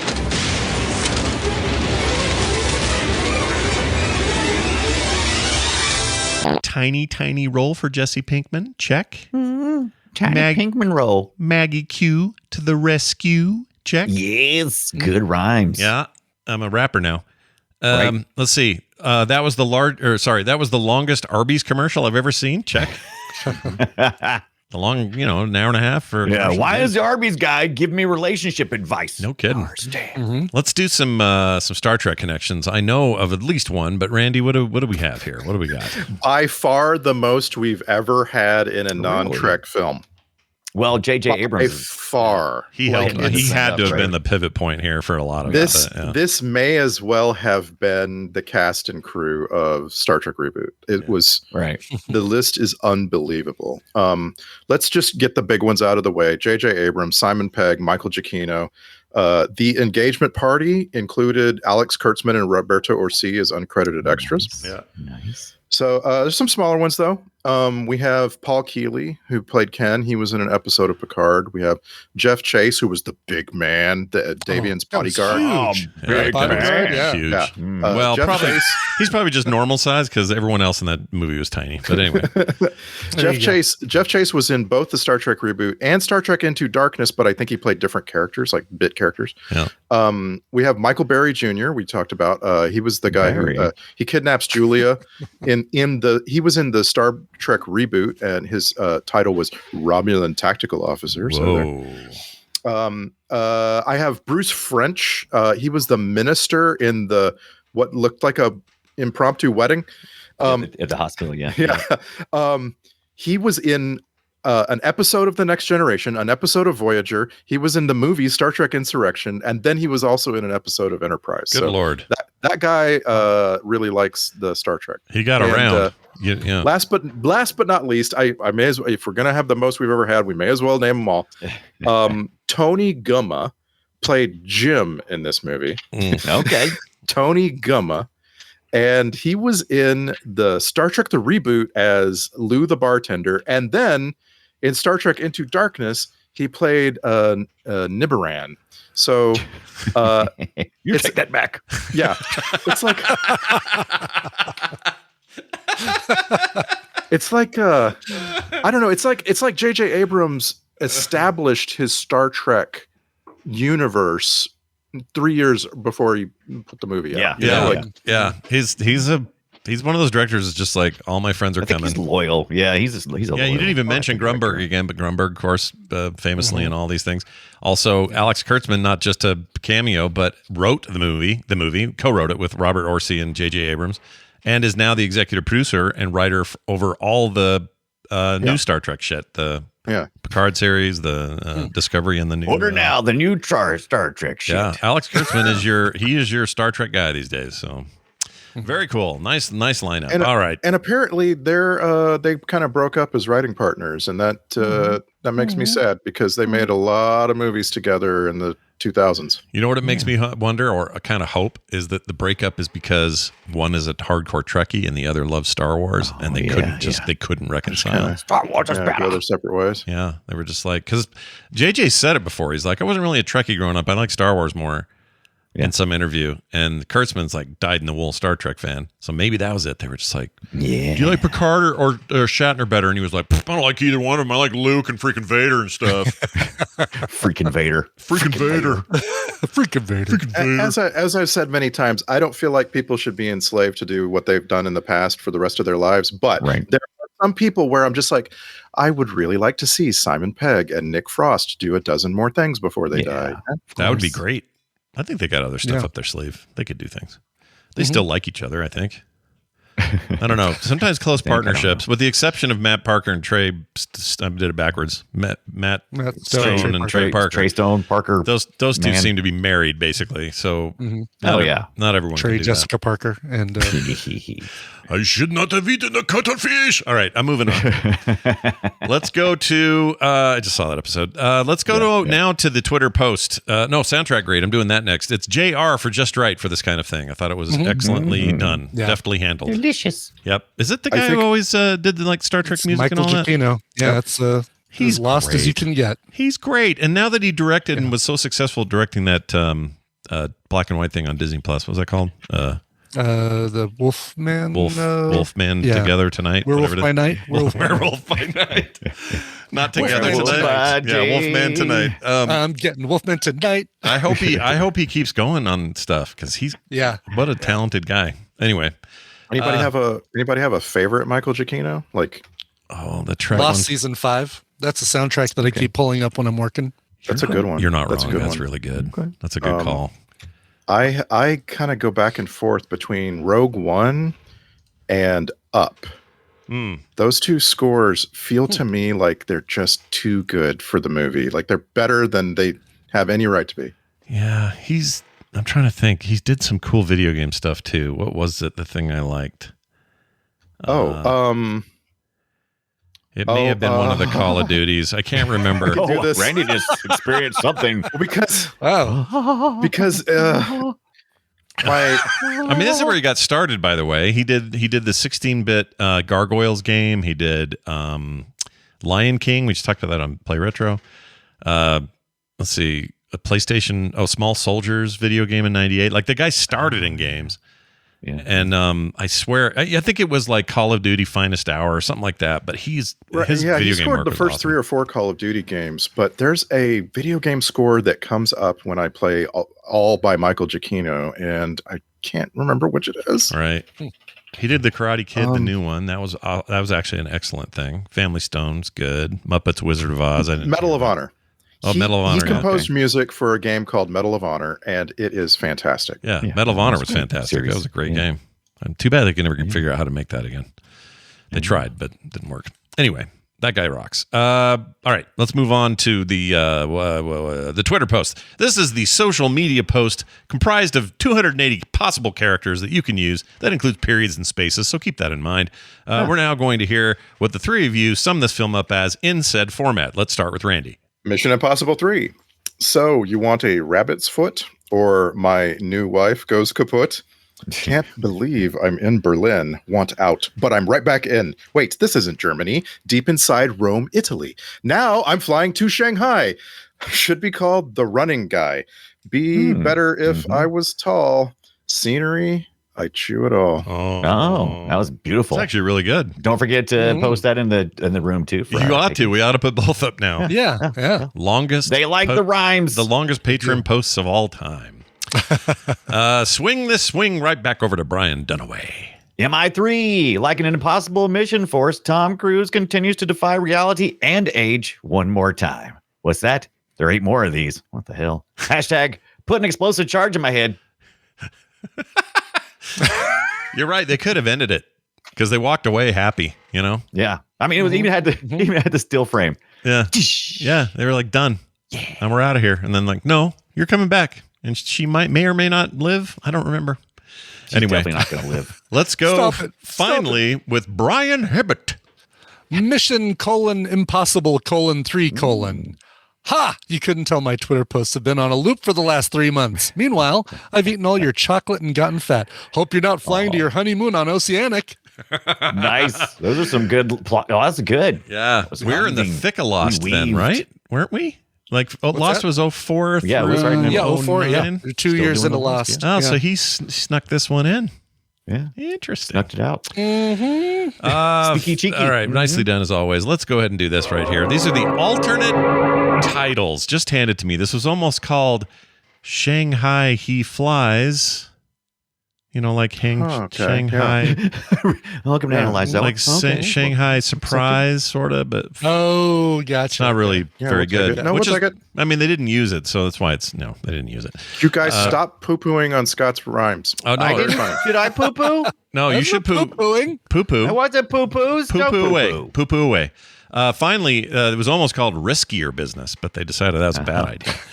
Let's move on to some emails that we got from listeners, and there's 2 of them today. Filmsack@gmail.com. You can keep texting us as well, everybody, 801-471-0462. And here's what this person said. There's no name here. Hi, guys. I was listening to your Rambo First Blood Part 2 episode and heard you reference reading Rambo. We thought we were being really creative that day, right? Mm-hmm. Yeah. He says, I just wanted to make sure you'd seen this from one of my favorite pop culture shirt companies. I'm going to put this in the Discord. Wow. Pull it up here. Here it is. There you go. It is over on woot.com, and it is exactly that. It's Geordie LaForge with his shirt cut up a little bit, shooting a gun, and it says reading. Listen, we came up with it without ever seeing that shirt, whatever. Fine. Right. This is the way of the internet now. Nobody has any new ideas. Yeah. Okay. Nope. It's just the way it is. And when you do, good luck keeping it for very long. Yeah. Thank you for that. He says, by the way, this is a very nice compliment at the end of his email. It says, y'all continue to maintain a strong hold in the category of best podcast out there, in my opinion. Ooh, wow. Thanks for everything. Nice. Yeah. That's high praise. Movie podcast. We've got some, That's incredibly kind. Good also, competition. the strong hold part, I really appreciate that because we're all getting older. And, as you get older, when you're a man, your grip gets stronger. Yeah, that's my understanding. When you shake a hand, people are like, whoa. Oh, I found his name. Jeremy is his name. Thank you, Jeremy, for that. That's very nice. Oh, he's spoken then. Okay. Jeremy has spoken. Class today. All right, Scooby Dad wrote in. We just called Jeremy a mass shooter at a school. That's terrible. Oh, I don't think we did that. Well, the song does that. Scooby Dad wrote in and says on SAC 599, so he's dipping back a bit. Not much, but a little bit, few. Brian Dunaway mentioned liver mush. Says, I don't know what the hell he was describing. Maybe Scrabble or Scrapple, sorry, which is a Pennsylvania Dutch thing. Trust me, you won't eat that if you read the ingredients. Anyway, he says liverwurst is a deli meat of German origin made from goose liver and is usually eaten on a sandwich. Really good with mustard on rye. I enjoy liverwurst, but can't stand liver. Keep on sacking. Scooby Dad. So the whole liver mush thing, that is real. That's a thing. Yeah, there's a whole Wikipedia page. Liver mush. Yeah. So it's one of those southern things. Do you say liver mush or mush? Liver mush. Mush is you could. Same word, different pronunciations. It's just according to how I'm feeling that day. You may get a liver mush or you may get a liver mush. Liver mush. I Western North Carolina. The Wikipedia article on it. Yes. Liver MUSH is a southern United States pork food product. By law in North Carolina, the product must consist of at least 30% pig liver. Yeah. That's what everybody says. Okay. But it's derivative of Scrapple, like the person, like they had said. Who was it? What was her name again? This person is, Scooby Dad. Scooby, you're right. Scrapple. Yeah. Not Scrabble, which is a different thing. Very different thing entirely, yeah. You can't but get a Z to save your life in Scrabble. Yeah, but if you eat Scrabble, you get more calories from the J and the Z and the Q. You can tell what kind of Scrabble players we all are by the answers everyone just gave. And the one that wins in Scrabble gave the right answer, which is there are just 2. And that was Brian Ebbett. I love that the picture on the Wikipedia page for liver mush or mush is a pound of sliced pan-fried liver mush garnished with parsley. It looks good. We've never put parsley on. It kind of does, yeah. I'm not going to lie. I think I would eat some of that. Very nicely fanned out on a plate. Yep. I might die, but I would eat it. It's actually it's pretty good. It's pretty good. Okay. I have a feeling, Brian Dunaway, that you are 100 miles away from the nearest parsley. Maybe more. Right. I would not doubt it. Yeah, some fell off a truck, maybe. What you got? We got a Publix. They bring in stuff. That's we know stuff. Yeah, that Publix, they got stuff. Don't worry about that. Now, Piggly Wiggly, that's a different story. They don't have shit. I got a lot of meats. But you think Arby's has the meat? You got to go to the Piggly Wiggly. Just yesterday, I observed that I live in California. I go to the grocery store, and there's 4 kinds of cucumbers. Yeah, right. There shouldn't be multiple kinds. I mean, there is. Not that there isn't different kinds of all sorts of things. Those plastic wrapped English cucumbers are the most useless pieces of crap ever. I agree. You can't get a good salad or crudité plate off of those. Come on, They don't make you burp. There's that. Is that true? Okay. What the other kind make you burp? I don't get burpy from cucumbers. The only thing I know about burping is that you have to burp the radishes. I learned that from the Bugs Bunny cartoons. Some deep education happening on those Bugs Bunny cartoons. Wow. All right. Nicely done, everybody. Let's move on now to our patron list. We got new people this week, and I'm always happy to welcome new people into the fold. You guys are helping make Film Sack a rad place to be. And the new folks are Andres Alva, William Galtney, I think is how you say it, Rooster919, Brett Evans, and Death Piglet. Ooh. Death Piglet. I think some of you patrons have some name changes in your future. You got to do better than Death Piglet. Oh, I kind of like Death Piglet. What's wrong with Death Piglet? Yeah, I kind of like really it. Good. I'm going to go ahead and thumbs up that thing. That's amazing. That's the best name we got. It's pretty great. But as they've joined, they have now entered into a new phase of their lives where they'll never get commercials or ads. They'll never get pre-show, or they'll always get pre-show content every week. They'll get monthly specials. From the hosts, we got one that just went up and one coming, or from Dunaway, and one coming up next month from, I think, It's me. Oh no, yeah, you're right. It's me. It's not like this is pinned on our Discord and I can look at it. Right, anytime. exactly. I'm not till August. Yeah, you're an August boy. Anyway, those are always really fun. And movie-related art in the mail. I just did some and sent it. Let's just say it's John Wick related. Ooh, interesting. Anyway, other great monthly benefits that you can only get by being a patron. Go over to patreon.com/filmsack today and sign up. Be a big part of the Film Sack family. Our next movie is going to be Patriot Games. Oh. Patriot. Cool. Yeah. It's where Harrison Ford and James Earl Holt, I can't think of his name. Darth Vader. What's his name? James Earl Jones? James Earl Jones. Gosh dang I was like, surely he hasn't forgotten James Earl Jones. You had to get 2/3 of his name out. How did you? I was getting Earl or the Jackie Earl Haley kid or whatever his name was. They're not kid anymore. Okay. Anyway, Patriot Games. That's next week on our hot action movie summer. Paramount Plus. Right. Yep. We're sticking with Paramount Plus for next week. 2 weeks in a row. Yeah.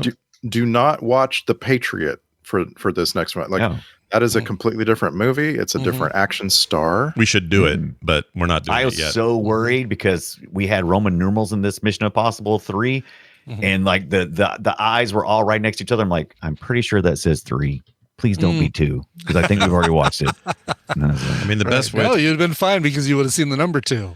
That's right. The best way I've heard it described is this. Mission : Impossible. Aye. That's pretty good. Aye. Anyway, Patriot Games. But also, by the way, Tex Avery was with that liver and that radish burping. Oh, the radish. So I don't want any Bugs Bunny people mad at me. Yeah. Listen, I've been on a Tex Avery tear lately. I found a couple of YouTube channels that are just nonstop the best stuff he ever did. I am telling you, if you grew up without it, or for some reason you're some Gen Z kid and you just are like, who the hell is that? Do all you can to stop what you're doing and watch Tex Avery cartoons. That guy. Reminder, I own TexAvery.com. Okay, there we go. Do you really? Yeah, TexAvery.com. Shut up. His estate hasn't come at you and said, "Oh no, his daughter. Yeah, she's already approached this at one point in time." Brian's brought this up like every 3 years. I don't remember ever hearing this. Yeah, I don't remember it either. That's because it's easy to forget. It's like, oh yeah. I think that's amazing. That's great. You know how much I love Tex Avery. Let's do something with that website. I don't know what. Something. Yeah. Well, you could do a whole show around it. There's a whole Tex Avery thing on there already. There's a big old. It's a fan service. Yeah. That's how you get away with it. If you that's how you did it. If you own a domain. Advertisements for microtransaction apps on there. That's right. You got it. You make a tribute page to somebody, and somehow legally you can do it. Okay. I think we should do something else around it. I don't know what. Something. I did just go to texavery.com and immediately hammered on the donate button. I'm gonna make sure that that's still working. Yeah. If it works, it'd be a miracle. I love everything about his cartoons. All right. Let's get out of here. Filmsack.com is our website, by the way. And patreon.com/filmsack is where you go for the patron stuff. I already told you that, but just it's good to know. Contact us, filmsack@gmail.com. Text us, 801-471-0462. And while you're at it, give us reviews wherever you get your podcasts. All right, wherever that may be. I understand Amazon Music's now doing podcasts directly. Somebody else just launched YouTube Music is now supports podcasts in their player. A bunch of new places do it. So if you find us over there or using us over there, we'd love some reviews from you folks. Some nice 5-star reviews pushes us up a little bit higher, even all these years later. So thank you so much. That's going to do it for us. For me, for Brian, and for Randy. Thank you. We'll see you. We'll see you next time, Carrie Russell.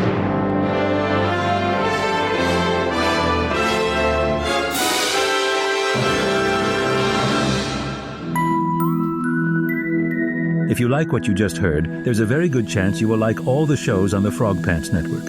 Get more at frogpants.com. Where's the rabbit's foot?